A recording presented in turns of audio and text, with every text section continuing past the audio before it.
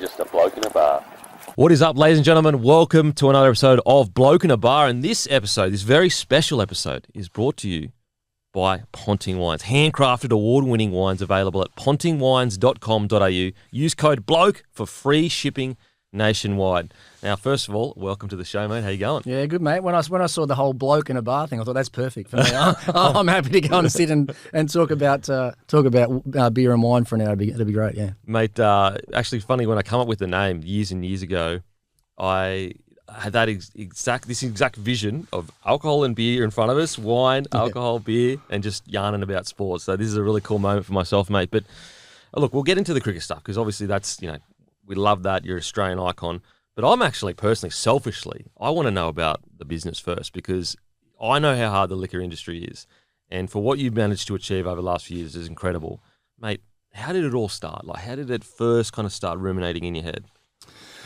Oh, well, firstly, my wife pretty much introduced me to wine. I'm born and bred in the northern suburbs of Tasmania, northern suburbs of Launceston. So I didn't grow up in a family that was sitting around with a bottle of wine on the table every night. It was very much a beer and a barbecue sort of upbringing. And Dad, to this day, I think still only drunk VB out of a can, and that's about it. So that was sort of our upbringing. I'm 25, 26. I meet my wife. She was a lot more into wine than I was. And that's where the journey sort of started, So we've been together for, 25, 26 years now, as I said, and it has been a journey. We've been lucky to travel different countries around the world, different wine regions, be able to learn a bit more about it. And then the opportunity came up, 5 or 6 years ago through my business partner, David Krenich, he just rang me and said, what do you think about starting your own label? I think there's a bit of a niche in the market for someone like you. And I hung up and said, give us a minute, and spoke to my wife for a minute. She said, yep, let's do it. So that's sort of how it started. But but even now, there's so much other conversation and stuff that went into it. It wasn't just, bang, let's go. And it was, if we're going to do it, we're going to do it the right way. Yeah. Make sure we've got the right winemaker. We want to make premium wine. And you can see by the the amount of effort we put into the labelling and the bottles and stuff as well. There's a whole lot of cricket sort of themed into it as well. But you're right. Business wise, the whole industry, it's not easy, and we knew that from the start as well. It was always going to be very much a long game for us, if you like. We're a test match rather than the T20 game that we sort of got ourselves involved in. But it's just been, it's business side hard, yes, but what we've learnt and having our own business that we can get up and work on every day together has been a lot of fun. We've learnt so much about business and about the industry, and with a long-term goal of not getting in and getting out and making a quick buck. It's not about that at all. It's about the enjoyment and pleasure we get out of very much a passion project for us to work on together. And maybe in 20 years' time, it might be my son and daughters that are running a nice little wine business. Could you imagine that moment? You're sitting on your own, whatever it is, estate, and you see your son or your daughter running. That would be truly like. Because I feel like as you get older, and I'm 37 now, so I've still got a bit of years to go before I get there. Yeah, I'm young. But I do feel like as I get a little bit older, and I've had my son, he's 1 year old now, and like a lot of my thinking is like, what can I leave him? Like, what can I leave him? And can I put him in a space where he can be the best version of himself? Or, if I have a daughter as well, herself. I guess like that, if you could imagine at the end of your life, be able to pass that on, that would be truly like life complete almost. And that's the vision for us now, with where we're at. Yeah, the business is going along really well. And, we've got nothing to complain about there, but it was always going to be that long play, with, and other vision things down the track of having our own little cellar door and things like that would be a bit of a pipe dream for us too. But no, that'd be fantastic if it was, a son or daughter that's sitting back and going through all the hard work that we've gone through for the last 5 or 6 years. Yeah, mate, I love the colouring. I just the green, the gold. There's something. I don't know. It's nostalgic, but at the same time, it's fresh. I don't know. I love the colouring.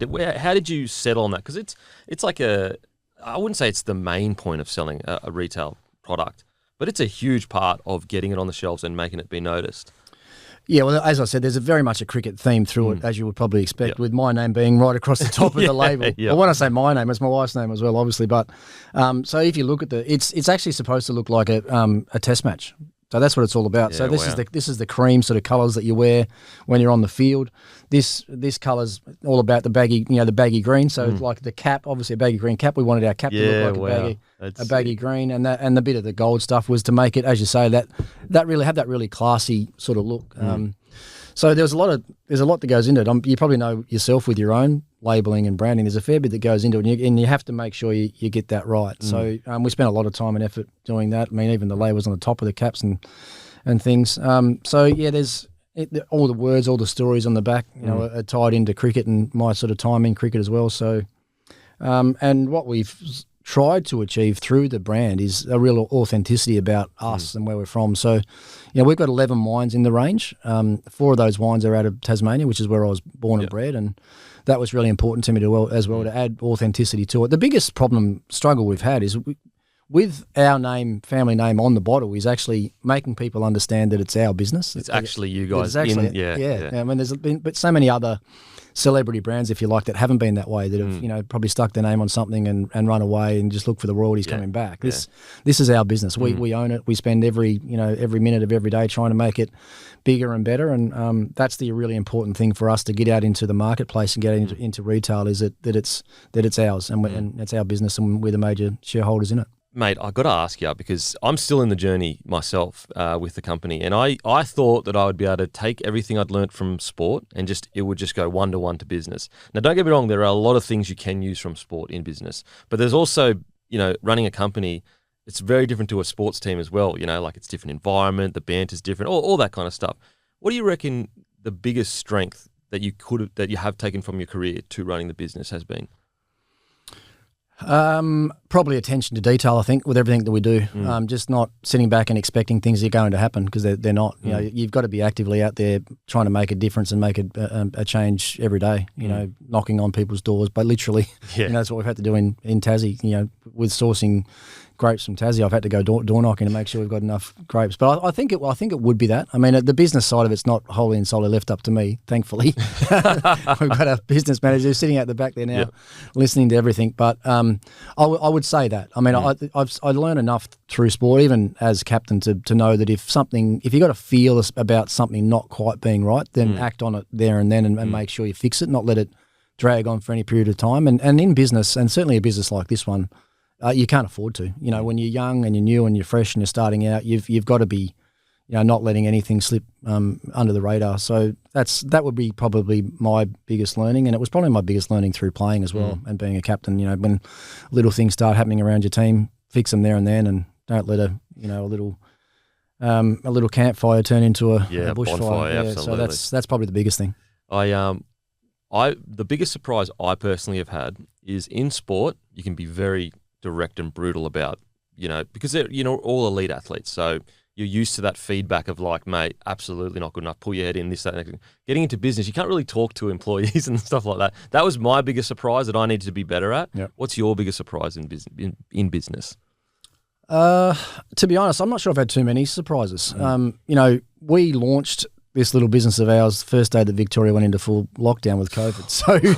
So from that moment on, there haven't been too many surprises that popped up along the way. It's just, but I mean, that part of the journey as well was, it was strong. People sitting at home and ordering alcohol online and stuff was really strong for us. So surprise wise, I think we went into it, a bit wet behind the ears, really, into the wine game, if you like. I mean, it's and you would notice it with beer as well. Like, you have some sort of idea of how big these industries are, but it's not until you're fully immersed that you actually get an understanding of how big these. I mean, we've been to certain wine shows, and we got invited to a Western Australian wine show last year. So, and I think there were over 650 brands at that one Incredible. Western Australian wine show. So here's us as a little startup trying to find our feet, and all of a sudden you're immersed into this huge big industry. So that might have been the biggest surprise to me. I mean, I've been in a lot of bottle shops, and you understand how many how many brands and labels there are out there. And but even that, like, now to be able to walk into a bottle shop and see your product sitting in there amongst some of the others, it's pretty cool. And that's that's the enjoyable side of it all. Do you still get that buzz? You go into a new bottle-o, or you see it somewhere like far north Queensland, or in an area that probably when you're growing up it was forever away. you still get that little buzz when you see it on the shelf and go, wow, it's here. Absolutely. And even more, it's more of a buzz when you're walking down the street and someone will stop and say, oh, I had a bottle of your wine last night. You know? And that's where you get the real buzz. And then obviously the follow-up for me was, oh, did you enjoy it? How was it? Yeah. And you hope that you get a positive response back. But no, that's what we have had. We've had a great response to the wine. Ben Riggs, our winemaker based in McLaren Vale, has done an exceptional job. And we've won over 150 medals at different international wine shows, you know, in 4.5 years. So we know what's inside the bottle product-wise is outstanding. It's just, you know, getting it out there, letting people understand that it's ours, telling the story about the authenticity, and because we know once they take the cap off and they have a glass, they want to have another glass, and then hopefully they want to have another bottle. So that's, you know, we're a very short way along the journey of eventually getting this business where we want it to be, but it's been a lot of fun already. And that's I think it's a really cool thing about wine is that if you go overseas to Europe or whatever, and there'll always be this history behind the wine, and what I like about yours is that family history. We get to see the birth of it. We actually are here while it's happening. Usually, you know, you're very removed from it, but we actually get to witness it all happen at the start. So, mate, I absolutely love it. It's awesome, mate. You grew up in Tassie. Yeah. What do you reckon? What's a piece of Tassie that you carry with you everywhere? Do you think?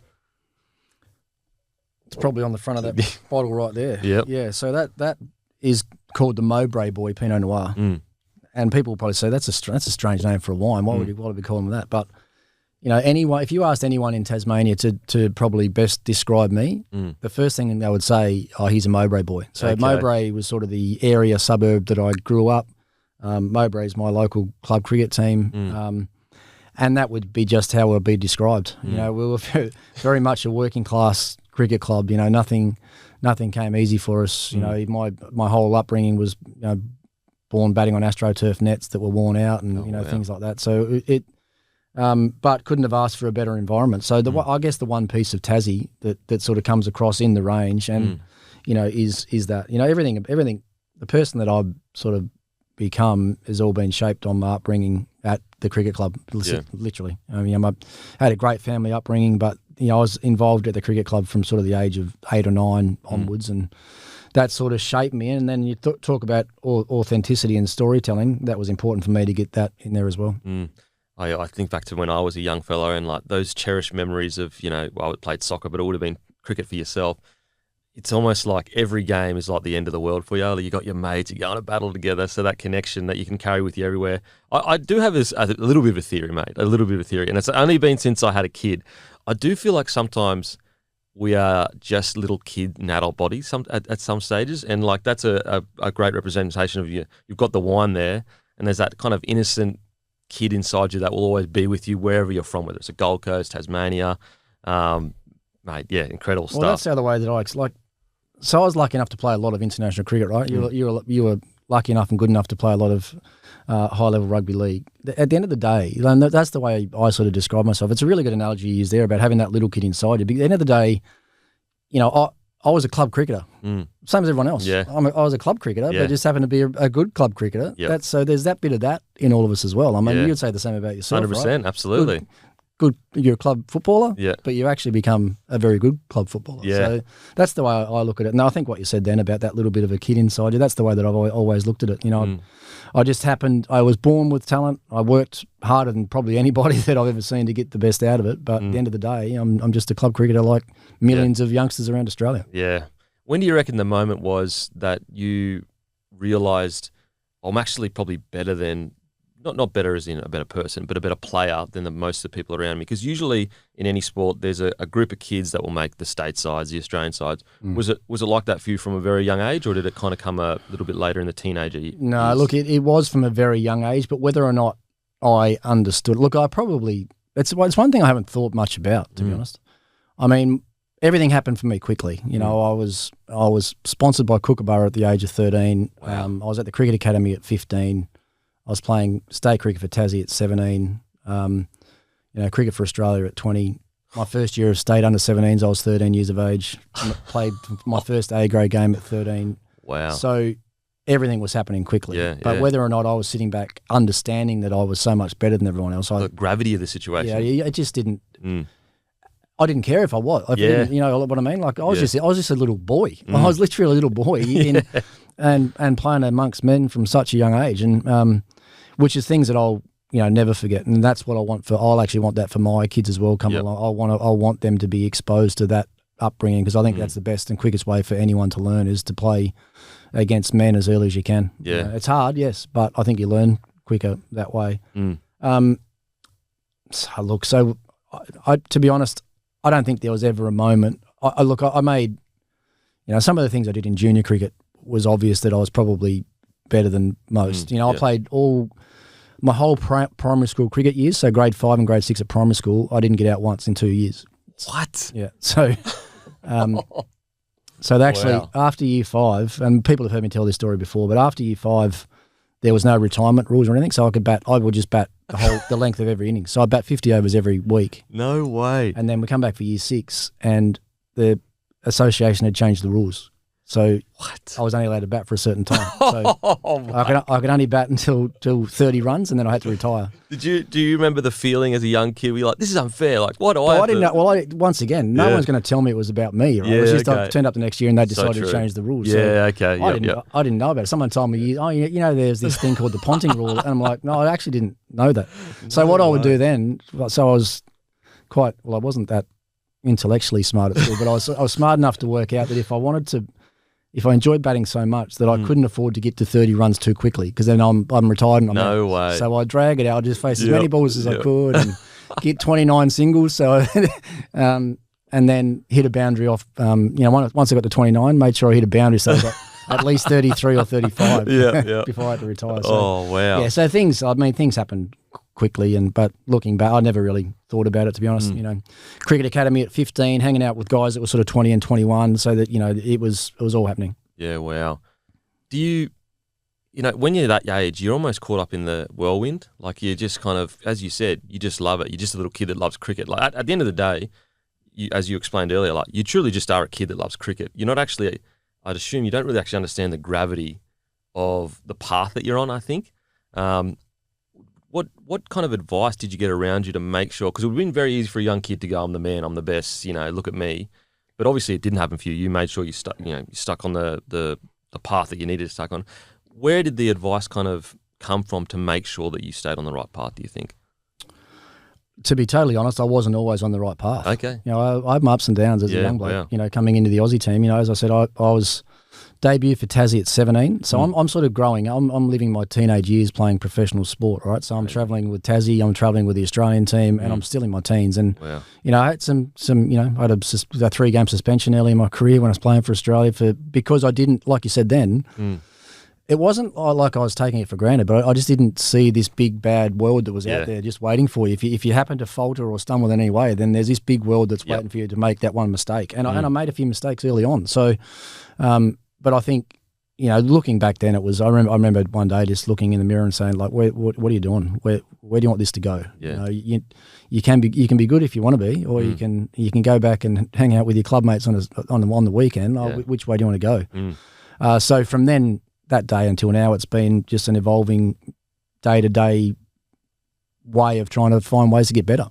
So cricket's done, finished playing, but I'm into business, I'm into coaching, I'm into commentary, and I've got a family. So there's little things I can do every day to get better at every single one of those, and that's the way that I sort of live my life now. Where do you reckon that work ethic come from? Is it watching your old man, or is it your mother, or is it people around you? Because it is a part of your character known by a lot of your fans that your work ethic is like second to none. Where do you reckon it kind of come from? Yeah, my dad. Yeah, 100%. Yeah, people outside of Tassie probably wouldn't know anything about my father. My father was a very good sportsman, very talented sportsman at everything he did. So whether it was Aussie rules, golf, cricket, whatever it was, played at the highest level pretty much as a young bloke, but didn't have that drive that he needed to have to become, really good at any. He was the ultimate club cricketer, club footballer. Rather he'd have a dozen beers after a game on Saturday night rather than be getting ready for the game the following week, which back then was pretty much the norm. If you think part about of culture, really. Yeah. But I remember when I was coming through and he saw that I had some talent, it was like he never ever pushed me or told me. It was but it was just little things he would say like, you would say things like, son, you only get out of something what you're willing to put in. If you're not willing to put anything in, don't expect anything to come your way, even with the talent that I had. Yeah. And that one little saying stuck with me forever. And it was never any more complicated than that. Yeah. It was, okay, if you're willing to put in, you're going to get better. But if you're not, don't expect it. Don't expect it's just going to come. So I know for a fact that's where it came from. And then, my uncle played a bit of cricket for Australia. So it was David Boone was sort of coming through at the same time that I was coming through Tassie. And that's the other side of the story. With when I was growing up in Tassie at that time, it was you had so many people telling you couldn't do something. You're not going to make it from Tassie. Look at your cricket club. Yeah, okay. It's going to be the kids from New South Wales, Queensland. Yeah, Victoria, okay. Bigger states. And my response always was, I'd just look at them and say, "Well, we'll see." Yeah. I didn't have to say anymore, but we'll see. Wow. Yeah. It's almost like looking back now, it's almost the perfect thing you could have heard because it's almost that chip on your shoulder to go, all right, you think that you're putting your own limitations onto me. I'm a different person. I'll put my own limitations. I won't allow you to limit me. Yep. Mate, let's speak about the debut. So you became the youngest ever Sheffield Shield debutant. 17, 337 days. I don't know. Well, I know I was 17. Now, mate, first of all, at such a young age, to be walking out there like that, was there any fear, nerves, or was it, no, I'm confident in my preparation? Like, how did the debut come about? There's a really funny story of my debut because, as I said, David Boone was there, right? David Boone was the Tasmanian legend at the time. He played probably 70, 80 test matches for Australia when I'm making my debut for Tassie. And so I'm 17 years old. We're playing an away game in South Australia. A couple of days beforehand over there training, I'm rooming with my best mate at the time, a guy called Michael DeVenuto, who was a year older than me. He debuted the last game the season before, so he's playing his second game. I'm about to play my first game. Wow.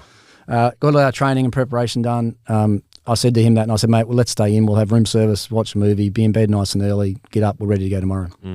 Anyway, so we did that, and then it was my job to set the alarm clock next to the bed. The two little single beds that are separated by the little panel. Yep. So it was my job to set the alarm clock for our debut the next morning. So anyway, I'm woken up with what I thought was the alarm going off, but it's the room phone's ringing. So I pick up the phone, and it's Greg Shippett, our state coach. It's like, where the bloody hell are you? Then I've just panicked and looked down at the clock, and it was like, it was 8:30 or something maybe. And so I've woken Diver up. We've literally jumped into the shower, grabbed our bags, ran down, got down to the Adelaide Oval. Yeah. Booney's captain. They've already started their warm up. And we're walking into this circle of guys, and Booney said to all of them, and you know what, I'm sure you know David, old school, grumpy, big mustache, and whenever he got a bit angry, the mustache just used to quiver like this. And when I looked at him, I saw this mustache quivering. I'm like, oh my God, this couldn't be any worse. And he told every one of them, and none of them was allowed to look at us. So we walked in, 17-year-old, 18-year-old, frosty. It was frosty to say the best. Anyway, we won the toss. We batted that day, and I ended up having I think 130, 40-run partnership with Booney that day. So, my debut didn't get off to the greatest of starts. But then, to round the story out, we get back to the hotel. We batted well that day. I made 56 or something on debut. Booney might have got 100. Get back to the hotel, walk into the room, and as I walk into the room, me, the alarm's going off. Oh, you set it for the PM. I set it for PM, not AM. Oh, my God. So that's just to round the story out. So oh, no. Not the ideal start. Oh, mate, I cannot imagine, especially because we're not taught, in the new school, if that happens, if you're a younger fella, there's all these processes in place of make sure he's okay because he would be mentally struggling. And look, I get it. I'm all for the new science to come in. I get it. And, all the information we have with mental health. But back in the old school, being late was they had free reign to do whatever they wanted to you. So that reception, I mean, you showed a fair bit of ticket to be able to bounce back quickly and have such a good partnership with him. How did you mentally get through it? Don't worry. Okay. I didn't dare look at him for the whole partnership. We probably batted for about 3 hours, and I didn't dare look at him once. How did we get over that? No, I mean, you're right with it, yeah. And I think that's why now. And if you ask my wife and my kids about punctuality and stuff, my kids have never been late to school once.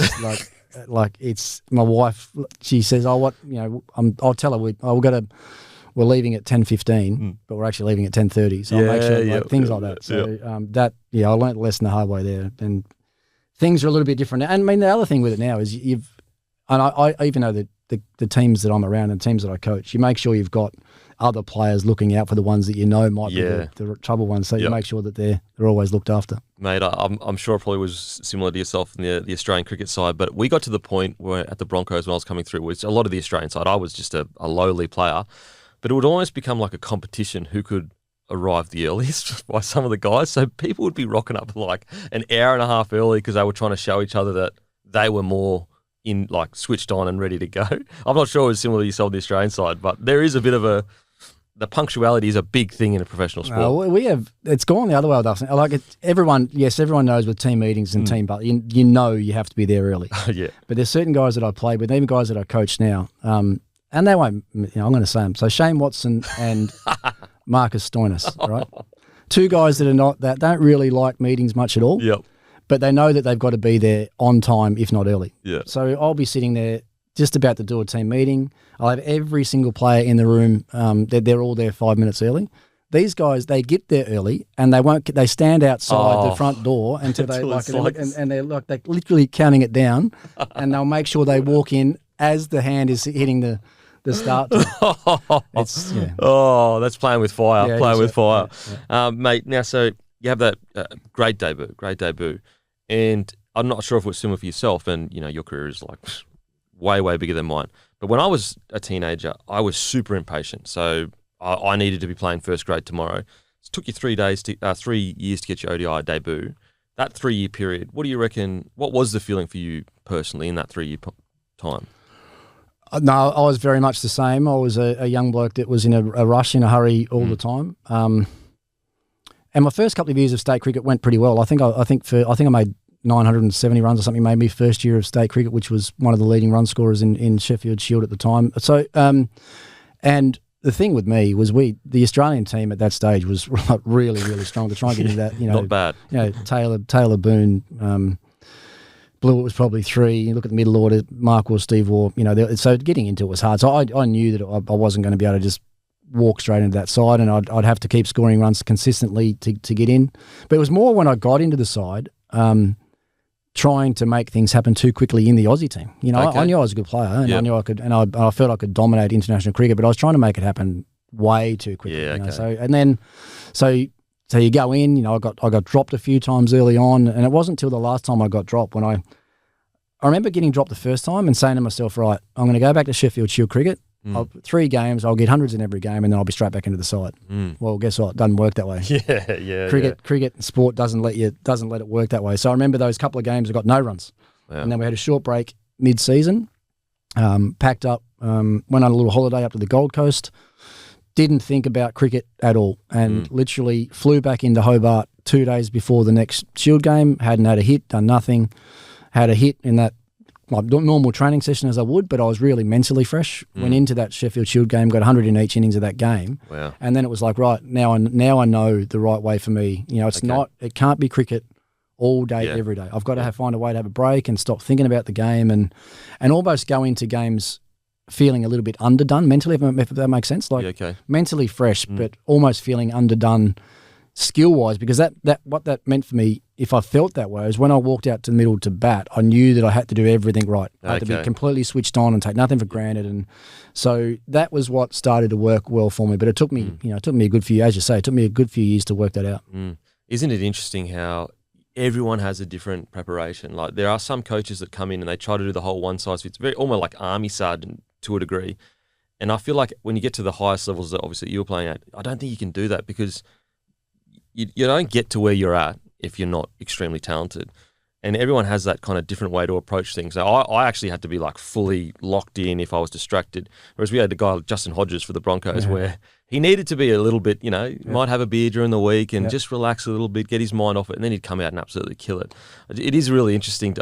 The sports science thing behind preparation, it's such a fascinating kind of subject for me. And the courageous thing with that is trying different things, right? Because it wasn't if it wasn't for that little break that I had, I would have been one of those guys that if I was struggling, I would have been in the nets every day, hit ball after ball after ball after ball, and I mightn't have got to where I got to. Yeah. So it took me some experimentation to work out what's going to work.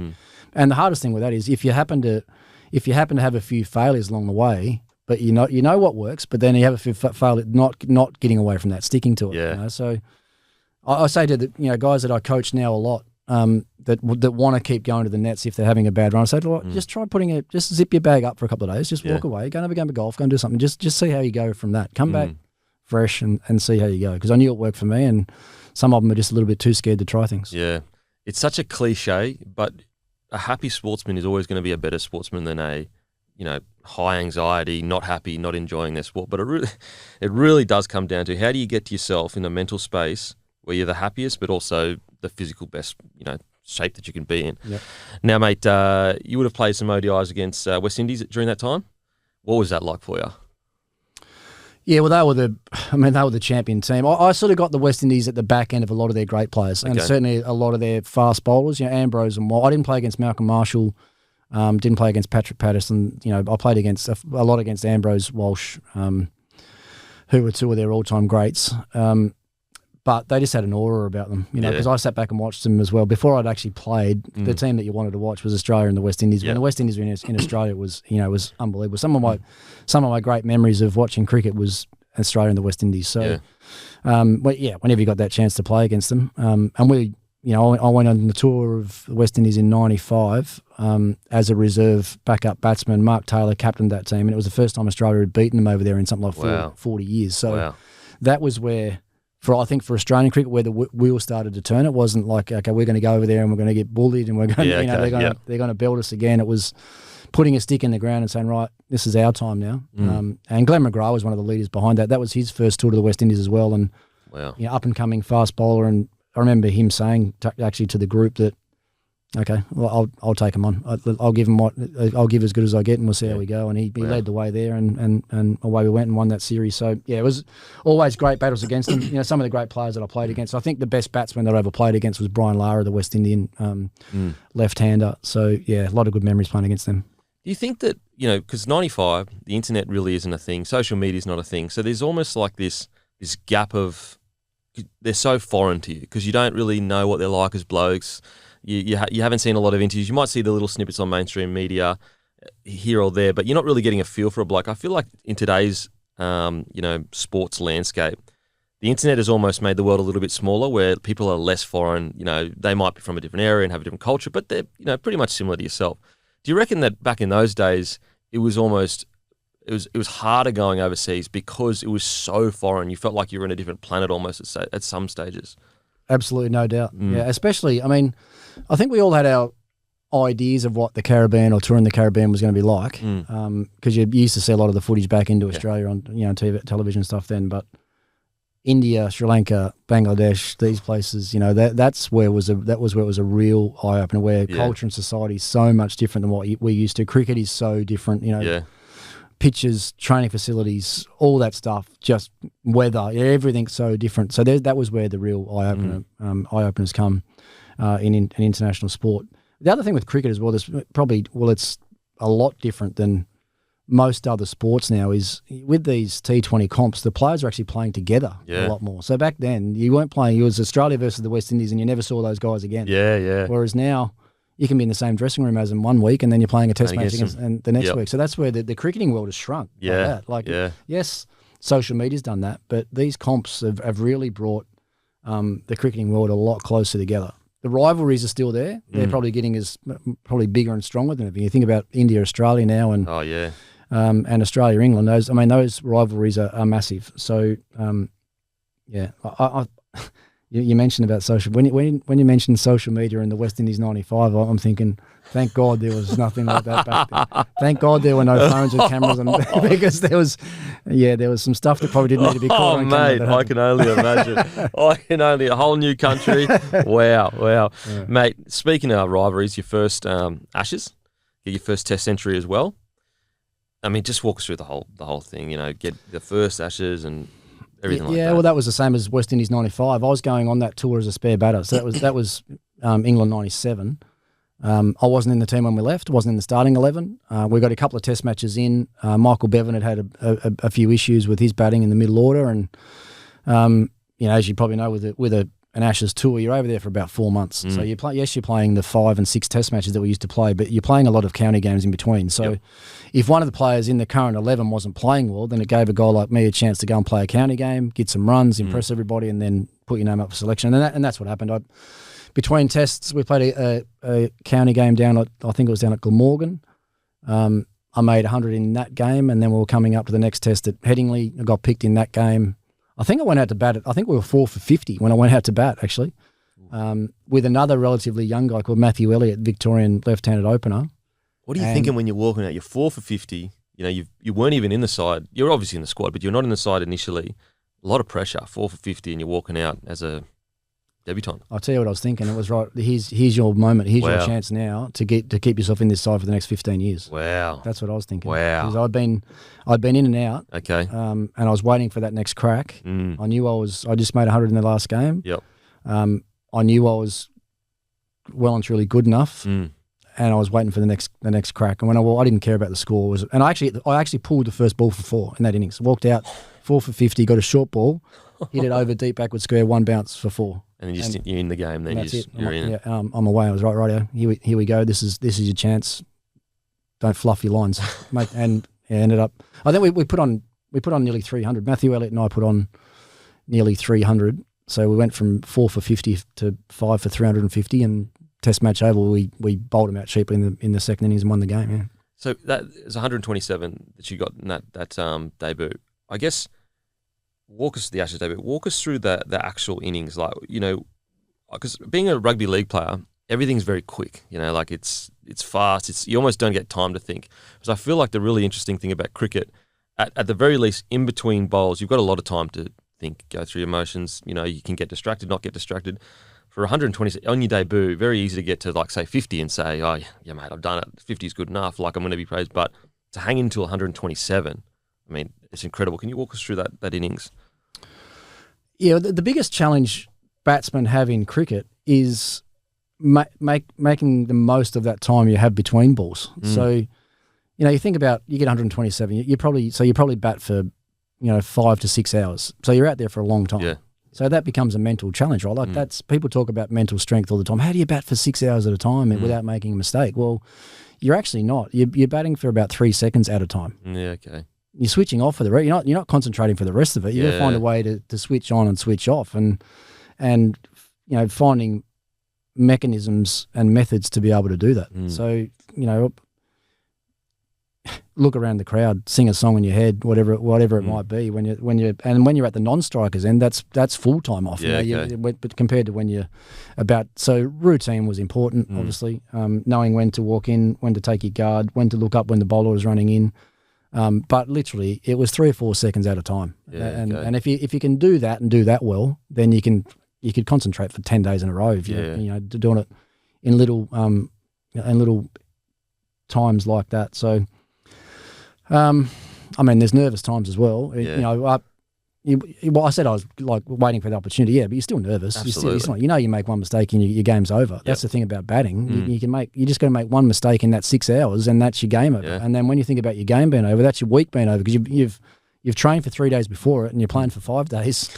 Sometimes you only get, in a test match, you only get one bat. Yeah. You make a mistake early, that's your week done. So, but that was also the thrill of it, right? Yeah. So that's why you had to nail your preparation, nail your pre-ball stuff and your routines leading into every game. But then when you're out there, not being happy with 50, making sure that when you get a chance, you go on and make a big score. And you've got your own. You're thinking about your own innings, but you've got a team you've got to think about as well. Yeah. So that, yes, I got 127 that day, but the first thing I said to you was we put on 300 in that partnership. So that's what being in the team and being in a batting partnership's all about. Yeah. But I mean, it's a very important moment in life, because obviously you've got your wine. I don't know if we got it here, but yeah, we got it here. Yeah, there you go. You get a milestone, 127. That's the one. Yeah, that wine's named after that particular innings that you're just talking about. My first ever Test match 100 again just happened to be against England at Headingley in 1997. So that's part of what we call the milestone range. So that's part of the milestone range. Every wine that you'll see that's got a number on it. So we've got the 366, which is my actual baggy green Test match number. We've got a 257 Tasmanian Pinot Noir, which happens to be my highest ever Test score. We've got a 140 Tasmanian Chardonnay, which is the score I made in my first World Cup final was captain. So yeah, all those milestone range, that sort of sits as our more premium sort of wine range. Yeah. Now I don't want to be a person and ask you who's your favourite baby when it comes to your wines. I don't want to be that person, but like for a league player, the debut is always special. If you have a debut and you score a couple of tries or whatever, does that hold a special place in your heart, that 127? It's actually my favourite wine in the range. Okay, there you go. But if you took the label off it, I would still tell you the same thing. Okay, you could put another label on that, and I'd still tell you it's my favourite wine. Yep. Yeah, I mean the sentimental side of that goes out of it altogether. Yep. When I'm drinking and tasting and sampling wine, all the sentimentality goes out of it. And I'll just tell you exactly what I like. Yeah. No, that's a Barossa Shiraz. It's our winemaker's based in McLaren Vale, so I don't like saying that a Barossa wine is better than the McLaren Vale one, but no, that's my favourite for sure. And mate, I'll leave that one with you if you want. You can take that. And you can mate, tell me thank what you think of it. Thank you. My wife is going to be very happy. I appreciate it. Now, mate, the toughest thing about having such a great performance, it's not actually, well, you could argue it's the performance, but it's now you set a standard. Like, here's that standard, and now your next batting, everyone's holding you up to that standard, and it's about making sure that you're not going to hit it every time, but you can't be too far away from it because you're getting judged on a much harsher standard than, say, someone that's getting a 40.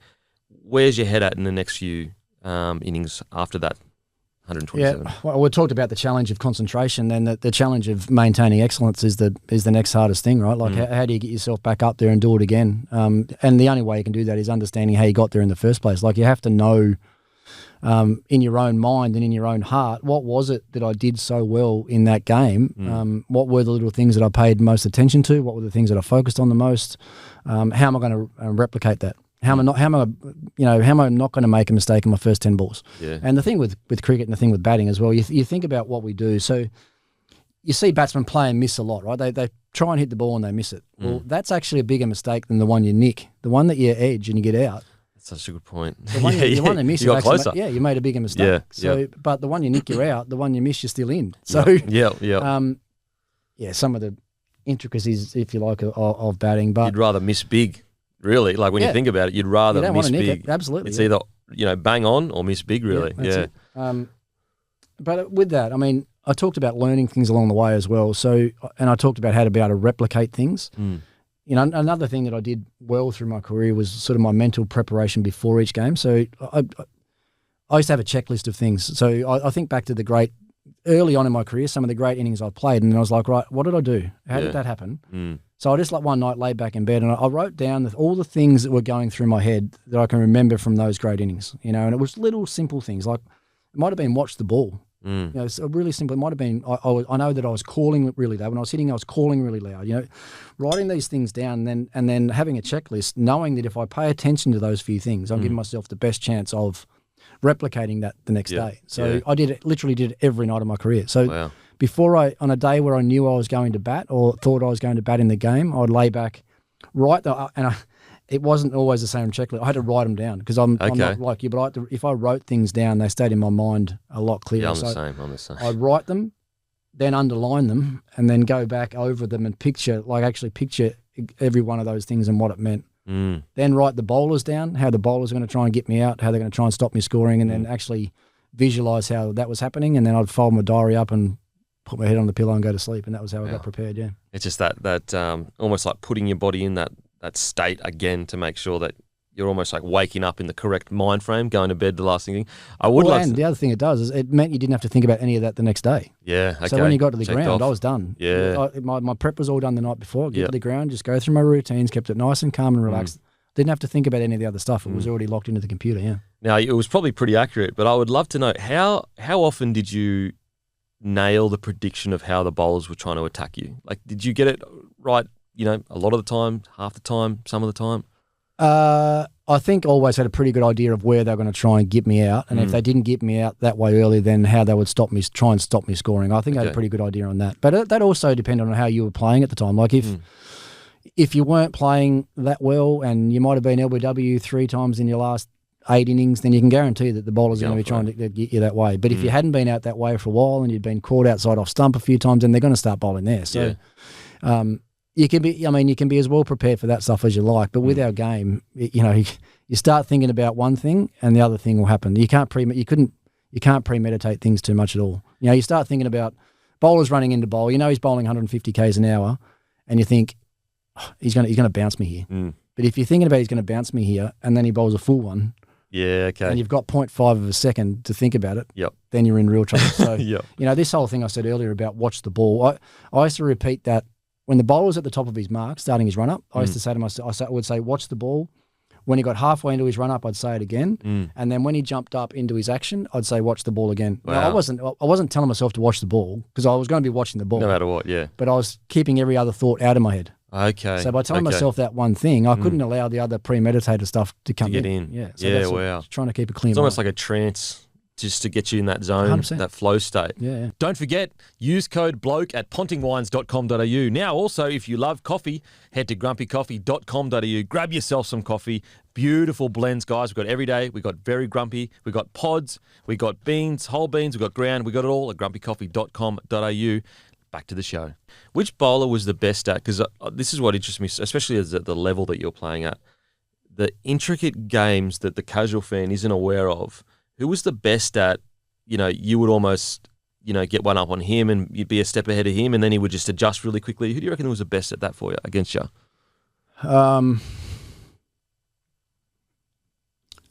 The best battle that I had, so I talked about India being a different place to play. So an Indian spinner called Harbhajan Singh got me out a lot in India. In one tour, we played a 3-test match series in India. He might have got me out all 6 times. Or that was maybe 5 out of the 6 times. No. So in his conditions, turning, bouncing, and then so when he came to Australia, I made sure that I got the better of him here. So it'd actually be really interesting. I know he got me out a lot, but it'd actually be interesting to see how many runs I scored, particularly in Australia. So that was an ongoing battle between him and I. Yeah. You've had the better of me over there, but when you come to Australia, I'm going to make sure I get the better of you. Yeah. Look, I played against some of the greats. Wasm Akram, Curtly Ambrose, probably the best 2 fast bowlers I'd ever faced. And for different reasons. Like Curtly Ambrose was a lot like Glenn McGrath, just made it so difficult for you to score. He just never felt like he had a scoring option against him. His line and length was that good that as a batsman, you had to take a big risk to even feel like you could score off him. Whereas Akram was the other way. He could score freely enough, but he had these skills that he could just bowl a ball that you can do anything about. Left armour, swung it back into me, which is always a big trouble ball for me. He could just get you out. So, probably those 3 there are probably the guys that I had the biggest battles against. Yeah, it is something that the wider audience, you just don't notice all the little tells that are happening. It's like in rugby league, the coaches, like tactics, changing things around. It's like almost like a dance, really, sometimes, like having a dance partner. Well, you said, like in rugby league, how things happen really quickly. Well, in batting, you're batting 6-7 hours a day, right? So you would think it doesn't happen that quickly, but when you're facing the ball, it's very quick. It's actually, you've got 0.5 of a second, and you're making 6, 7, 8 decisions in that amount of time. So it just becomes so instinctual for us. So, so as a batsman facing a 150k bowler, first thing you're doing is am I playing at it or am I leaving it? Am I playing front foot? Am I playing back foot? Am I attacking or am I defending? So you're making all those decisions in literally half a second. Is that after the ball leaves the hand? That's what's computing through your head, just quickly like that. Yeah, and you talked about visual cues as well, like things you see. You'll pick up things with certain bowlers, like you'll sort of know when they load up and get to the top of their like you'll pick up the seam angle. So you see if it's a right armour, if the seam angle's going towards the slips, it's probably going to swing away. If the seam angle's going down towards fine leg, it's probably going to swing in. So you'll pick up little things like that might give you that little bit more time, but certainly after the ball's released, you've got about half a second, Wow. Yeah. Now, test captaincy, mate, like young fella from Tasmania getting told, mate, you're good here, but against the big states, you're probably not going to be as good. Yeah. You probably would have heard that all the time against the big states. But then you go on to not only make your debut, but to captain the country. Walk us through how that all kind of come about. I was sharing a single bed in a university town in South Africa with my wife, and I found out. Got a phone call from Cricket Australia. Saying that we've decided that you're going to be the next one-day captain. I became one-day captain first. Yep. Okay. Before I took over the Test captaincy. So, and we're in South Africa, so that was going to be Steve Waugh's last series over there. And then I took over that. I think I had a couple of years of one-day captaincy before I became Test captain, which was perfect. That was you couldn't ask for a better introduction into the big job, if you like. And to be honest, I actually didn't think I would ever be the Australian captain. And I never ever dreamt about being that because I'd never really captained many other teams I've been in because I was always the youngest player in all the teams. That's such a good point. Yeah, the leadership things never came away. Yeah. So as I said, we're in South Africa, but the previous summer, Steve Waugh missed some one-day internationals. Warney captained the team, and Adam Gilchrist was made vice-captain. Mm. But when Steve Waugh left, both those two were still in the side. So I thought, well, once he retires, then either one of these two is going to be captain or vice-captain. So I never thought about it. But as soon as Stephen decided to retire, they went straight to me, and Gilly became vice-captain to me.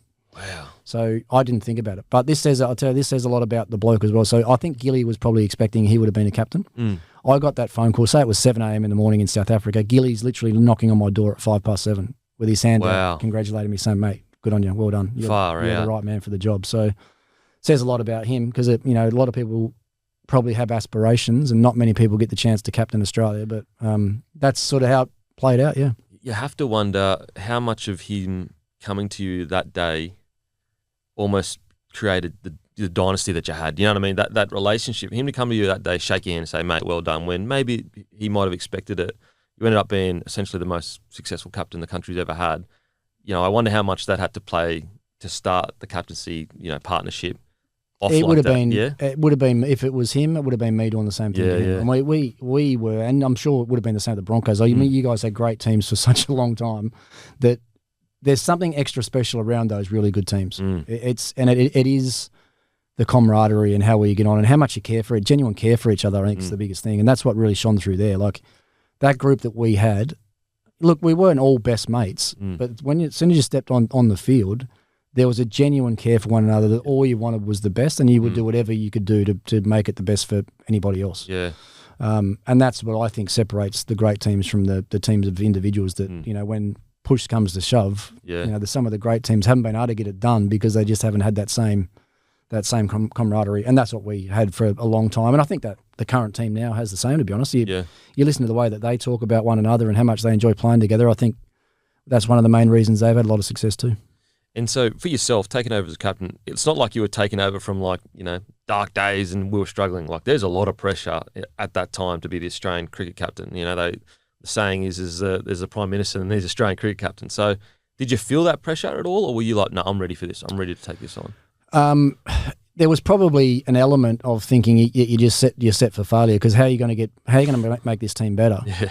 You could have thought that way, but I knew I could make the team better because there was some little things happening behind closed doors that weren't exactly the way that a lot of players in the team wanted things to be. Okay. So there were and I don't know why it was, but when a lot of the young guys came in, maybe they could see leadership qualities in me that I didn't know about myself. I mean, I knew I had leadership qualities, but a lot of the young guys that would come into the Australian team would come to me and say, "Oh, why is this not happening? Or why am I not getting this amount of attention from him? Or why am I not getting to bat first?" Or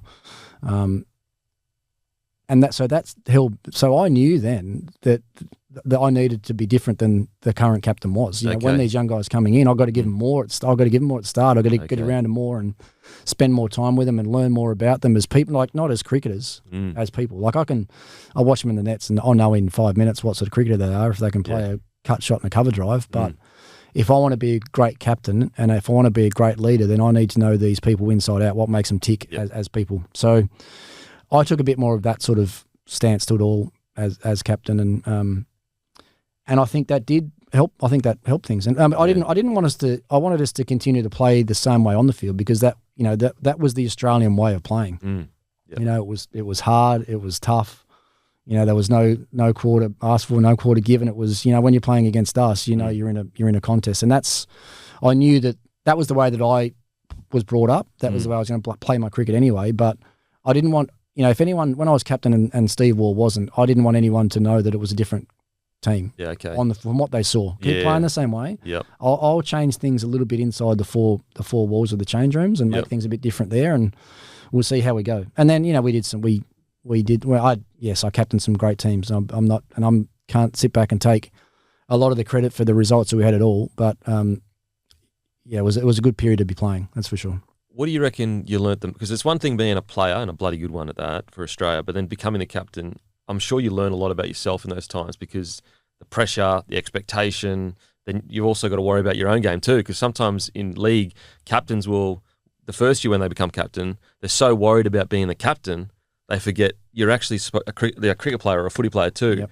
What was it like for yourself? That was the best piece of advice that Steve Waugh gave to me. And and just about the only piece of advice, not saying that he was not willing to give it, but the first thing he said to me was, make sure you pay attention to your batting first. Yeah. Don't worry about the other guys. They'll all take care of themselves. They'll look after themselves, but you're the number 3 batter. You're probably the best batsman in the side. You've got to make sure you're looking after your game, and then almost departmentalise, if you like, the captaincy from your batting. So even when I was out there batting, look, I was the number 3 batter. It was my job to make as many runs as I could and win as many games as I could for my team. I didn't have to lead the way as captain. But I could do that well if I scored runs. Yeah. And you knew if you were batting well, then captaincy become a lot easier with it. So great piece of advice that he gave me there, and also had a lot of experienced guys around me that I knew were going to look after their own games anyway. That's why I could spend more time with the younger blokes and get to know them more, because it's an unusual sport that we have. I can be sitting on a plane on an overseas tour with someone that I've probably never met before. Yeah. So someone like a Phil Hughes that was coming through as a young bloke, he'd only played a couple of years of Shield cricket.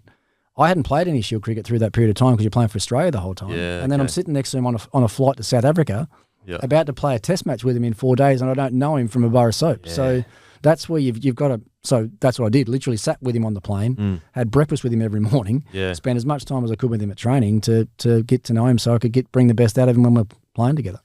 Which young player, or even just any player, are you the most proud of your input into their career, do you think? Geez, that's a good one. I mean, I could make a few jokes here that, Warren and McGrath would have been nothing without me, and they were just average club cricketers when I became captain, and look what happened. Matthew Hayden only had a couple of test hundreds when I took over. There's all these sorts of things that I could say. Which young bloke am I most proud of?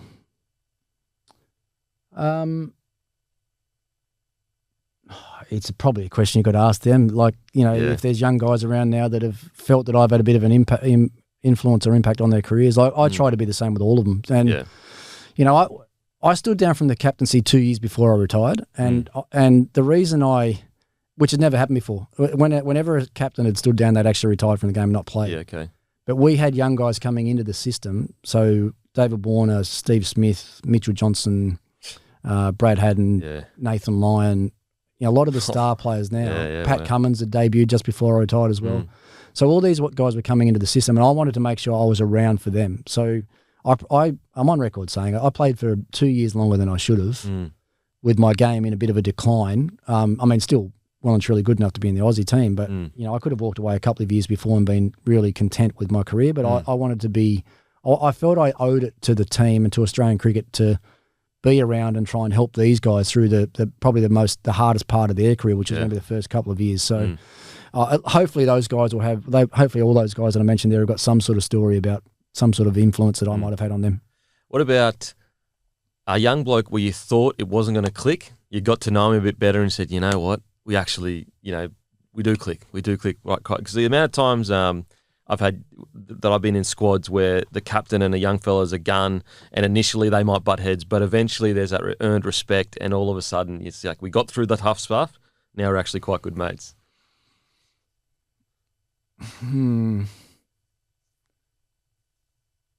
I don't know if there was any young blokes you had such a good banged heads with coming in. Some of our relationships probably got worse the longer we stayed together. Which is only natural. Only natural. Mate, I just went to Vegas for a week with a group of blokes. It was nearly too long. So 4 months on the road, what was it, out of a year, there's like 8 months where you're travelling or something like that sometimes. Oh, well, even the Australian summer, you only get sort of a week home during the Australian summer. So if you live in Melbourne, you play the one Melbourne test and maybe one day for the whole Australian summer as well. So you're spending a lot of time together. That's what I was saying. Like we didn't all get on like best mates, but we were pretty close for most of the time that we spent together. So I didn't have any issues with many young blokes coming in that have eventually clicked with. As I said, I sort of went out of my way to make sure that they were as comfortable as they could be. You mentioned it earlier. You get a happy sportsman, then they're going to play better. So that's what I just tried to do. I tried to make them understand what it meant to be playing for Australia and put some parameters in play that they knew well and truly who was the boss and what was going on, but also let them know that I was their best friend along the way. Now, mate, I'm sure during the time you probably weren't even thinking of this, but you ended up a 67.91% win rate, which makes you the most successful captain in international cricket history. I mean, as I said, during the time, I'm sure you're not even thinking about that. You're thinking about the next, test or the next whatever, next innings, next ball. Yeah. But again, you take yourself back to that little kid, and someone says that sentence to you, you probably say, no, that's like that would be awesome, but I'm just a kid from Tasmania that loves a bit of cricket. I might have gone the other way as well and said, well, that's only 2/3 of the game that I played. Look at the ones we lost. I must have lost a few as well. I might look at it that way, but I mean, as I said, I played in some really good teams. We had some challenging times as well. Like, I didn't always have, everyone sort of, I think when they look back at my captaincy would say, oh, yeah, you had Warner McGrath, things must have been easy then. But I only had them for 2 years. Yeah. I was captain for 7. Yeah. They retired in 06, 07. Yeah, wow. So I didn't have, and so we went through a really big, strong rebuild of that whole team. So Warren, McGrath, Langer, Gilchrist, I think. No, Gilly must have left the year after. But we Martin and Matthew Hayden all left within 12 months. Yeah, wow. So then that was a total rebuild from there. So then you got Mitchell Johnson, Ben Hilfenhaus, Peter Siddle, all these guys coming in. So I had a lot of my career captaining those guys and bringing those guys on too. So I guess that if you look at it that way, if you look at the cold hard numbers of it there and you think about the rebuilds that we went through, I'd probably be prouder of those moments than I would have been of captaining those champion teams. And mate, the Ashes, even as I said, a bloke that didn't grow up knowing much about cricket, but you always knew about the Ashes. What does the Ashes mean to you? It's on that bottle there, right? It's actually a very good segue. You've done very well there. What does that say on the front of that bottle? The pinnacle, Shiraz. The pinnacle, there it is. That the Ashes cricket is the pinnacle of our game, and that's why that wine is called the pinnacle, because every young Australian that wanted to play cricket, and I would say every young English men or women, should say now, would dream of playing in an Ashes series. Yeah. And every backyard game that I ever had, it was an Ashes series. Or unless it was on a fast bouncy wicket and it was a West Indies, might have been against the West Indies in the backyard. Yep. But that's how I looked at it. I wanted to play Ashes cricket. I wanted to go on an Ashes tour. I wanted to be with a team for 4 or 5 months on the same team bus and in the same dressing room all the time. I loved the team aspect of sport and of our game, and some of my greatest ever memories and some of the worst probably are forged through Ashes cricket. But once again, as I said, it's a great segue because I can tell some of the story through the wine brand with that. So I think everyone now, every Australian men and women would say that Ashes cricket is the reason they play the game. Mate, it's even from a wider audience, what I love about Ashes cricket and Test cricket in general, it's such a unique sporting event. Like very rarely, I don't think any sporting event, you can have 5 days of some of the most edgiest seat stuff. Like other sports, 80 minutes to 4 hours, it's kind of done and dusted. Whereas we just look at the most recent one, wasn't the Ashes against India. That was a roller coaster, like an absolute roller coaster. And we could hindsight look back and go, Australia was pretty much in control for a lot of it, but it was still a roller coaster for a lot of it. And that's what I love about Ashes cricket. Like we're still talking about the Bairstow run out. We're still talking about it. Yep. What was the best Ashes moment you've ever had? The best battle, the best kind of got through it? And what was the worst moment you ever had in the Ashes? Individually. I mean, we talked about it before that, my first ever Test 100 happened in an Ashes game. So if you look at that, yes, that's a great moment. But then we probably played one of the all-time great Test series in 2005, which we lost, by the way. It was in England. But I remember that series just putting the world game back on the map again. Test cricket was in a bit of a decline.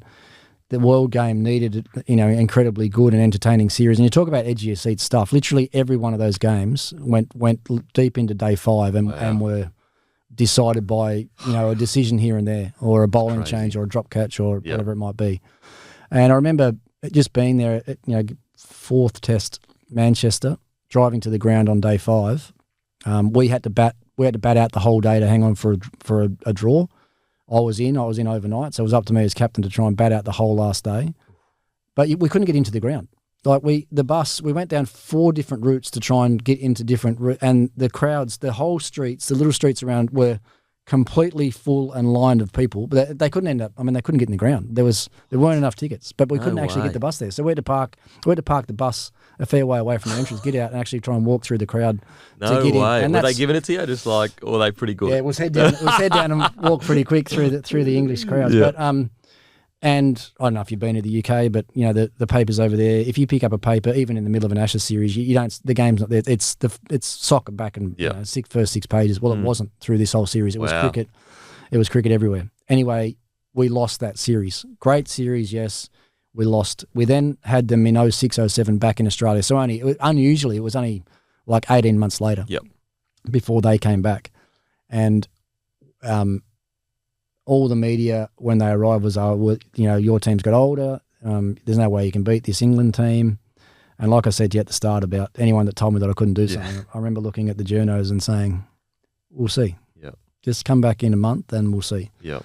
And we won 5-0. We whitewashed them 5-0. And that's probably to come back from where we were, to have probably questions about our team and the media was against us. You know, maybe a few question marks about my captaincy as well on the back of 05. You know, could we do it? But it was a 5-0 whitewash, and that was probably captaincy wise, and Ashes series wise, probably the best moment. Yeah. Yeah. Wow. Walk us through you're on day 5 of the first series. Where do you draw that strength to just, because you're redlining, you're hanging in there, hanging in every ball, just trying to get that draw, or because as I said, it's such a unique sport where in footy it's 80 minutes. You just got 80 minutes and you're good. Whereas you get to that 5th day, you must be mentally just kind of almost hanging in by a thread. How do you get through that last day when all the pressure is on you? Everyone's the bowling's attacking you. Everything is against you. What's that like? And you're in England, right? Yeah. So the media just waiting for you to make one little mistake. The crowd are screaming at you all day that last day. And as it turned out, I batted all bar 9 balls. I got out with 9 balls to go in that day. So I got 156, batted all day. Got out. I was the ninth wicket to fall with 9 balls left in the game, right? Glenn McGrath's walking out to bat. I'm like, we got no chance of getting through because he didn't know which end of the bat to hold, and he didn't know if he's left-hander or a right-hander. So I'm walking off. I played one of my probably the innings that I'm most proud of in my life. Right, was that one? Yeah. But I'm walking off thinking you've just lost the Ashes. The whole Ashes series has gone as I'm walking off the field. I get into the change rooms and we had TV screens, and I couldn't lie. I just put my head down and I was just waiting for a roar every ball, and because there'll be a roar as the bowler's running into the bowl, there'll be a roar, then be ooh, and he wasn't out. So I just kept my head down and hoped that he could get through. He got through, I think, the first 3 balls that he had to get through, and then I think Brett Lee got through the last over, and we held on for a draw. So you can imagine the emotions there. Yeah. I'm cooked anyway because I've been batting all day. Yeah, mate. I think I've just got out. I gloved a short ball way down the leg side, like to get out. So no worse dismissal anyway. And I think I've lost the Ashes. So emotionally, I'm just cooked. And then we managed to get through that 4th test, and I think we were 2-1 down going into the last test. We had to win the last test at the Oval to retain the Ashes, and we were chasing runs on day 5. It rained and got really dark, and the game got called off early, and we didn't even have a chance to go for them. So heartbreaking stuff. Far out. So heading into the next series, the 5-0 whitewash, I guess, is there a lot of talk about the last series, or is it no, we're forgetting that? We're in a fresh mindset. Where's the motivation come from? We immediately got back from 05, gutted, number 1 team in the world, just been beaten. All 25 contracted players, plus any Cricket Australia staff that had direct input or impact on the team, sat down in a room together and said things are going to change. Yeah, wow. We're changing things here. We're not doing that again. So that was everyone directly involved with the team. Shows you the standard. Like, you're the number 1 team. You could go, come on, boys. And literally, it was 1 run here or there. We lost the 2nd test by 1 run. We got the last test washed out. To not have a chance to win. So it wasn't like it was the worst series of all. It was excuses could be found if you needed them. But it was right. We got to change things. We got to get better. What are we going to do? And then I don't know if you've heard about it, but we actually went up to far north Queensland somewhere. John Buchanan put on a bush camp for us with these SAS guys. Oh, you did an army camp? we didn't know what we were getting into, right? We got picked up from the team hotel in 2 coaches that had the windows blacked out. So we're on these coaches. We don't know where we're going. We pull over on the side of the road somewhere up, and there's this big aluminium tin shed thing. We get out there, and there's about 20 SAS guys waiting inside for us. Yelling at you. With a little backpack, with a T-shirt, a water bottle. You had to take your own pair of track pants, couple of pairs of undies, couple of pairs of socks. That's all we knew what to do. No way. From that moment, it was, mate, it was full on. Don't say a word. Don't speak out of line. Walk in the same line. 1 metre spacings between any of you. Any of you drop off, you're down, you're doing 20 push-ups on the spot. You had a number on your shirt. Yep. You were referred to as that number. You guys probably did it. I've done a few army camps. Yeah. They are words can't describe what they're like. Well, that was us. They were so and intense. we're not rugby league boys. A lot of our boys are from the, had never seen something like this before. Yeah. And it was 4 or 5 days of just getting broken down to the point. Wow. A lot of the boys didn't appreciate it, mate. I loved it. Like, it was probably the greatest thing that I loved it. A lot of the boys weren't that appreciative of being woken up with stun grenades at 3 o'clock in the morning and packing up your camp. So this would have been year 2005? Yeah, pretty much straight after the Ashes, when we got back. Because that's essentially around the same time the Broncos did a similar camp and they won the comp the next year. I reckon it's probably the same one. It might be the same camp. It's probably the same one. Yeah, it was pretty full on stuff. Yeah, it was.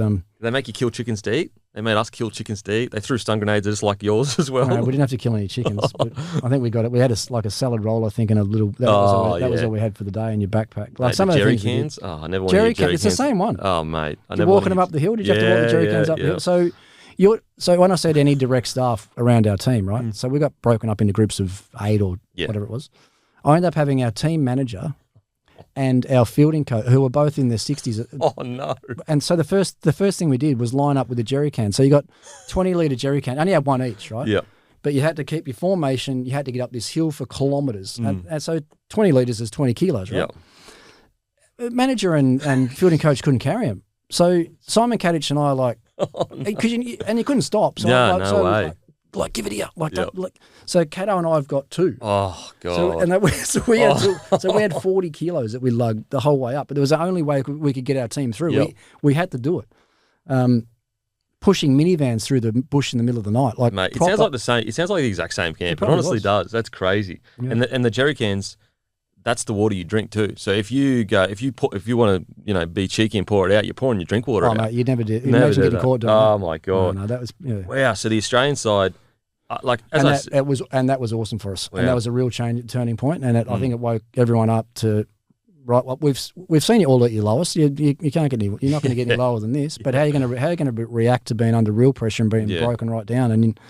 And that was when, like I said before, don't tell me that we can't, because I can see it. These boys are going to do it. And then the lead up to that next series, we had a 1-day series against the rest of the world here in Melbourne at Telstra Dome, so under the roof, and then a test match in Sydney the following week. And so it's literally, if you could put an all-star rugby league team together, so the best of the best, and played the Broncos only. Yeah, well, Broncos in your time probably still would have been, but it was the best cricket team that could be assembled from every other country playing Australia. Wow! And the same thing happened at Telstra Dome. It was like, how are you going to beat these guys? This is the best cricket team that's ever been put together. And I just, after this camp, I just knew that, you could just look at our boys, and it was just, you could just see it. Everything was different. And I said to them, we'll see. Yeah. We won the 1 day as 3-0. We went to Sydney for the test match. We beat them in 3 days, beat the rest of the world in 3 days in the test match at the SCG. No way. And then when England arrived, it was like, we're on here. They have got no chance of getting anywhere near us. And that's the way it turned out, So you almost like, it's easy to say in hindsight, but it's almost the perfect preparation for something great about to unfold. Well, it just showed that we just taken our eye off the ball a little bit in that 05.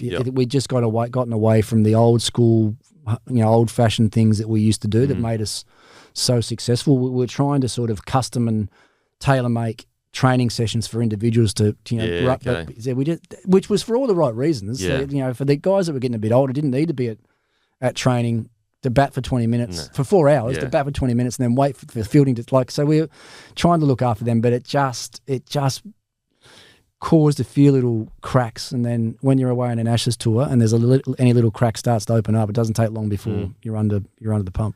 It's such a sports science and mental toughness is it's like a nice edge balance, because a lot of mental toughness comes from things that don't make sense, like putting you in positions where you're probably, you are losing muscle mass, or, you're not working on your, whatever it is, technique. But at the same time, sports science is so important to the game. And I just reckon that the biggest challenge for a lot of modern sporting franchises is, how do you balance the mental toughness that doesn't make any sense? Like army camps. Like, if you were to try to throw that in the current roster, I'm sure they could all get through it, but I don't think they would allow it to happen, because they would say, we lose too much muscle mass, we're not working on our technique. Yep. It's just a weird balance. It would not happen now. Yeah. Yeah. Well, there's been good examples here. A Melbourne Footy Club a couple of years ago, they had one of these camps planned, and it's not might have been an army camp, but they had a certain camp plan, and they got together and said the players don't want to do it, and they didn't do it. Wow, it's just different. Yeah. Anyway, it's a nice edge that you kind of balance on, because how do you measure mental toughness? Like, you can't until you actually get yourself in that position, and you don't know how someone's going to react. The guy that you thought could be the most mentally tough bloke in the world might be an absolute cat when he gets broken, and the guy that you think is soft goes all day. Yep. It's just bizarre. It's a bizarre balance. Mate, the World Cup three-peat, 99, 2003, and then 2007. I guess it's a long space of time, but walk us through the fact that, like, to do a three-peat like that, I mean, jeez. Yeah, I mean, that 99 didn't start well for it. 99 was a real battle early on. We and I think there's a few reasons why for that. We played Scotland in the first game and just snuck through against Scotland. Right? Jeez, we had a real good team. Just snuck through against Scotland. I think we played New Zealand in the second game. New Zealand beat us in the second game. Pakistan beat us in the middle of the tournament. So I got to the stage, we had to win every game from a certain point on to just keep progressing through the stages. No way. And we did.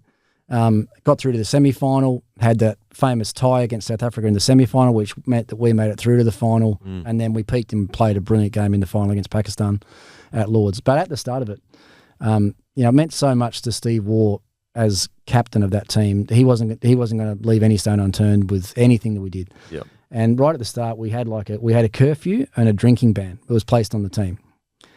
And when we look back, it's like, no wonder we got off to such a shit start. Like, you can't stop us having a beer. Can't stop us having a beer. Mate. So after we lost to Pakistan at heading the wheel, we had a proper sit down, close all the doors in the dressing room, and we're going to have it out. Yeah. Now, like anything that's going on, anyone's not happy, you're saying it here and now. Yeah. And a lot of the younger guys have been talking anyway, and then when it came down to saying who's going to say it in this meeting, like everyone was sort of looking over at Tom. Tom Moody was the senior guy on the side, and he loved having a drink, like a beer and a wine more than anybody. So it had been frustrating him anyway. And then when it was opened up and it was like, right, who's got something to say? Like all the young blokes looking over at Moose going, come on. And he did. Just got up. Sorry, Tugger, sorry, Swamp, but we're grown men. We know what we're doing. We're playing in a World Cup. Like, surely I can have a glass of wine at dinner and don't worry about it. I'm going to be in bed before midnight. And as soon as that handbrake came off, away we went. Wow. So that's a funny story that goes at 99. We actually, I think, and then I was captain 03 and captain 07 and captain 11. We didn't win. We made the quarterfinals in 11 but didn't win. We won something like, I'm going to say something like 34 or 35 straight games of World Cup cricket. Wow. Which is like, we'll never, that's Australian teams, we'll never, it's hardly ever been spoken about. 45, did you say? No, 30, it's 30 odd, 34, 35, I think. 34, 35. Without losing a game. And if you think back to the last World Cup, everyone was jumping up and down about, so India won, I think they won 8 games in a row in the last World Cup, and everyone said, this unbelievable run. The greatest team ever. Well, they lost the final. Australia beat them in the final. Yeah. But so we went the last half of 99 undefeated, the whole of 03 undefeated, the whole of 07 undefeated, and the first half of 2011 without losing a single game. So how did you keep that? Because it's so hard to keep that standard. Blokes get tired. They have kids, and they might have less time. Like they're aging, and different people are coming into the squad. How do you keep that? That's how it happened, though, right? Well, you think about World Cups every 4 years, so you got a good changeover of players. You got people coming in and coming out. So you got the best teams that I ever played, and we were really conscious of this with selection as well.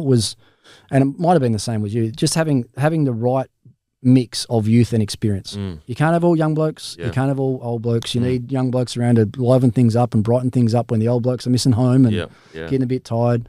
So we're really conscious of that, and there's that natural progression, I think, around 3 World Cups where you're going to have it. So the drive was always there, and we just always had this thing about the big tournaments, big moments, big tournaments. Tournament plays different than any other bilateral series you play. We just had this ability to get better, like every single game, making our way through a tournament. You look at the finals that we played. We played the best game of the tournament in the final every time. It's like that. 99, we bowled Pakistan out for maybe 150. 2003, we batted first and got 360.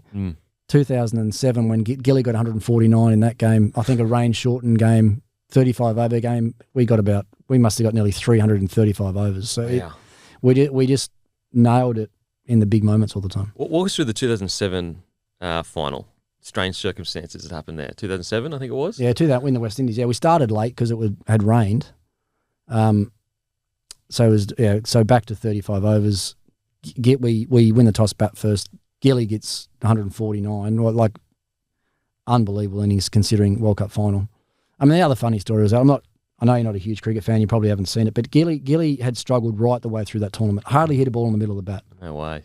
Goes into this game, hits the first couple in the middle, and we're all looking at each other going, this is going to be good.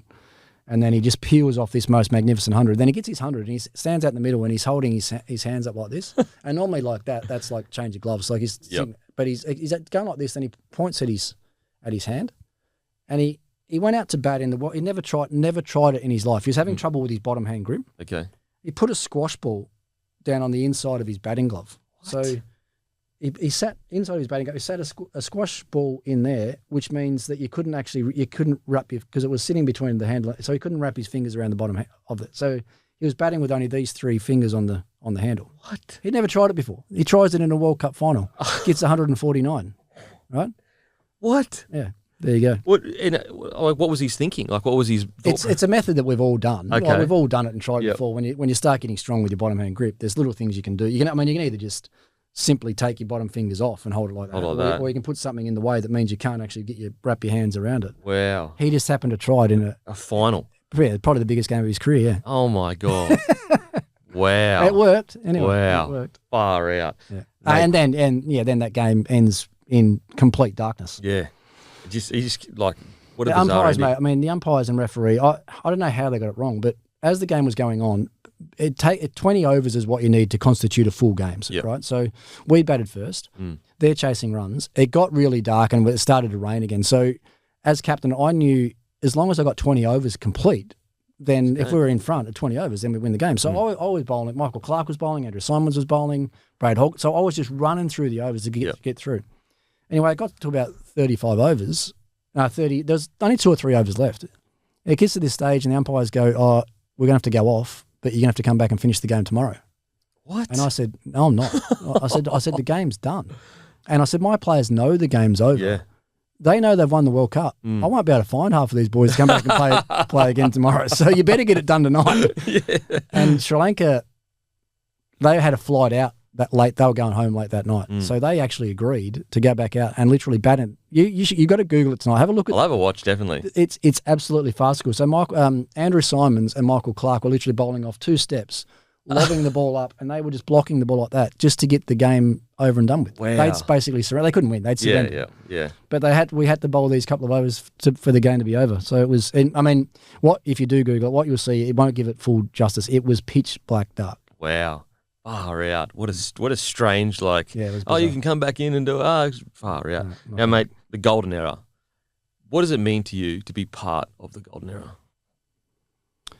Well, it's only times like now when you retire, you think back about that. Because you, like you said, you play a game, yes, you probably win, but you got another one in a couple of days' time, so you're not even looking back at your last game. Yeah. It's not really until you retire and you think back to some of the great series and you look at your own individual record. You don't have time to really reflect because you're just always looking ahead. So, but it was a pretty. I mean, I'm glad you said it that way. The golden era, because it was the stuff I said about the World Cup wins through that period as well. We under Steve Waugh's captaincy, we won 16 consecutive Test matches. That's not draw. That's winning games in a row. Yeah, and then happened again. Under my captaincy, we won another 16 in a row. No team's got anywhere near that ever in the history of the game. We did it twice, so it was a golden era. So many of Australia's great players played through that. You think of I mentioned a lot of Morn, McGrath, Gilchrist, Hayden, Langer, Steve Waugh. There's you almost look back on Gillespie, it, Brett Lee. you just go, like, it's unfair. Like, how did so many greats all come together at the same time? You know what I mean? Well, another good example of it is one year, and this is just before I'd broken into the Australian team, so it must have been might have been around 95. England came to Australia, and it was Australia and Australia A and England in a tri-series. Do you remember that? I don't remember. So it was Australia and Australia No A way. playing England in a tri-series. So Guess we who, had guess that who played in the finals? Australia versus Australia A. Australia A beat England That's through that series. So that talks about how good the strength was back then. being a proud Australian and only finding out that today makes me feel so good that we did that to England. that we did that to England at some stage. Our B team. Imagine how demoralising that was for them. They've got their best team out there. Nasser, Alex Stewart. I'm hearing it as a moral victory. These bunch of little teenage kids like me running around. We knocked them off. Wow. Yeah. Now, mate, you've actually got one of your wines called Close to Play. Right in front of you there, right in front of me here. Yeah. And that's what I'm just loving about, like, the stories behind these. Like, you can't get that anywhere else. You just can't get there anywhere else. No, well, it was important, as I said, I wanted to tie some cricket in, but not have it all just about cricket. So Close to Play, why is it called that? Because the older I got, when I first came into the Aussie team, like the Broncos, you would have sat around at the end of the day, had a few beers together, and you would have been know that it would have been 4x for you guys sitting around on the Eskies having a beer. It was the same as that in the Australian team when I was young. But the older I got, and my teammates started getting a bit older, you'd have a couple of beers, and then it wasn't long before someone would have a red wine, like absolutely a wine, Mark Taylor or Steve. Well, they'd be rather have a wine than have a beer. And then the older I got, with Langer, Hayden, Martin, Gilly, all these guys that I played with for 15 years, it was like, right, we're going to have a glass of red after this. Absolutely. So no better way for mine to celebrate the end of a test match than sitting down and have a glass of wine together. I mean, I don't know if you're much of a wine drinker, but wine. It's all about wine creates memories and vice versa. Yeah. The great things happen in your life. You're generally sitting around having a glass of wine. Certainly, that's the way it has been for me for the last 15 years since I've been retired anyway. But a beautiful red with a nice steak. You really can't get that moment. Yeah, you can't get better. You can't get much better than that. You've worked hard all day or whatever. You got your wife, your children, whatever it is, and you have a red with some steak.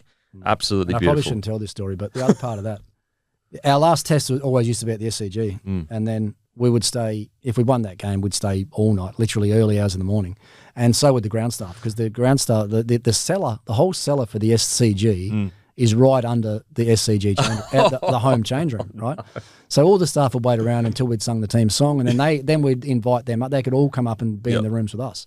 But what it meant as well was when we'd finish the team song, we used to get a bat and bang on the floor to let them know that it was time to come up. But they had to bring some of the best wine in the SCG up with them. So they come up with all these. I'm dobbing them all in. I hope they've all retired now, these guys. If they haven't, they're probably going to get the sack. But, no, they used to bring bottles and bottles up and sit around with us together and have a few wines before we left. They're doing a stock take after it going, why is all these expensive wines? Yeah, there's a bit of Grange. I thought we had some Grange left over. There's none left. Mate, I need to know, where did the nickname Punter come from? The late, great Shane Warne gave me that nickname. Yeah. Cricket Academy, 1990 or 1991. I left Launceston, as I said, left Launceston with no bank account, didn't own a pair of jeans, didn't own a going out shirt. Like, I just had a cricket bag and a couple of pairs of track pants and a hoodie, and that was it. And we were getting, at that time, we lived in an apartment block thing that our food was getting paid for, our laundry was getting paid for, whatever. So we got paid $40 a month. Why they bothered paying us, I don't even know. We got $40 a month, right? Way. So I'm like, how am I going to turn? I've got to turn this 40 into a bit more than that. Like that was a can of Coke and a packet of chips a day. That's about all I did. So I'm sort of breaking things down. How am I going to? And I love greyhound. I love racing. I was sort of brought up in a racing family. My dad and my grandfather trained and raced greyhounds years and years ago. And there's photos of me of as a 9-month-old kid sitting on a rug in the backyard at home with greyhounds laying all around me. So I'm like, there's a pub just down the corner there that's got a TAB. I can sneak down there in the afternoon between training and try and turn this 40 into a little bit fiscally more. responsible. Just trying to make some more money. Warnie cottoned on to the fact that I was doing it and gave me the nickname. So Punter Ponting, he thought went pretty well. So he gave me the nickname Punter. And I think more people probably know me by that now than they do my actual name. So No that's where it started, and it stuck pretty well. Well, I need to know if you can remember. Did you get up with that first $40? That's what the punter wants to know. Well, but it was like 50 cent. Like the units used to be 50 cents back then, so it was like $1 and $2 bets. Yep. But so you would have just been. I had mates back in the industry in Tassie. So Monday night was Launceston Dogs. Tuesday afternoon was Devonport Dogs. Thursday night was Hobart Dogs. So it was get a few tips and see how you go. Oh, that's so good. That's so good, mate. Well, actually, speaking of Warnie, just such an icon of the game, and I guess from a casual fan, you're one of the greatest batsmen, greatest bowlers. Is there much difference between bowlers and batters' attitudes and personalities? Like, it's kind of like in league, like batters are a lot smarter. So. You got to be, don't we? Yeah. Who's running in 40 metres as fast as they can, jumping up in the air, turning themselves inside out and bowling a ball, knowing that they're eventually going to break their back or break their ankle? Who's going to do that? It's a fair point. It's a fair point. Is there much difference? I don't think so. I mean, there was not. Well, there probably was. There was like groups on like the batters that all hang out together. Yeah. It's like front rowers in footy and wingers and that. Yeah. But a guy like Warnie, like just to see that greatness and also being a batter, so you're aware of the difficulty it would have been obviously to face a guy like Warnie. What was it like to just see him do his work? Look, I've told this story a lot, mostly since he's passed, unfortunately. But when he was in the zone and on top of his game and bowling out in the middle, like I was his captain for those few years that I said, and I used to field in close on the offside, so bat pad offside, so from here to this guy away from the batter. Crazy. Yeah. But at different times, it felt like we were just all part of the show. Yeah. So all the fielders were out there. Yeah. He was just taking over. He was doing what he loved doing. He owned the stage, and then we were just sitting back watching the show from a pretty close range. Yeah. That's actually how it felt, because he just had. You mentioned a word earlier of trance. It was like he had a trance over the batsman. Like they just wouldn't take him on. They wouldn't attack him. Yep.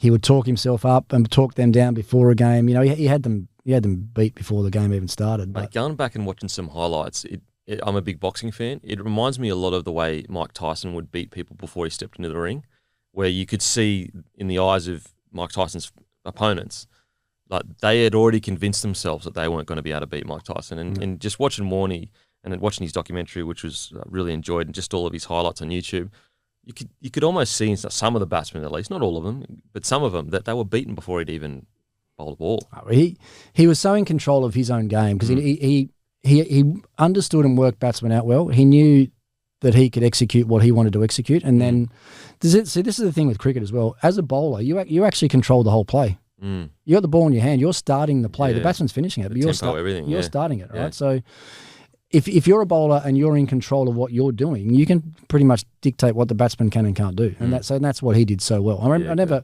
forget that series I said in 05. At the tea break in the second innings, I said we were fielding, and I went to Warnie and Brett Lee, and I said, Brett, you two are starting after the break.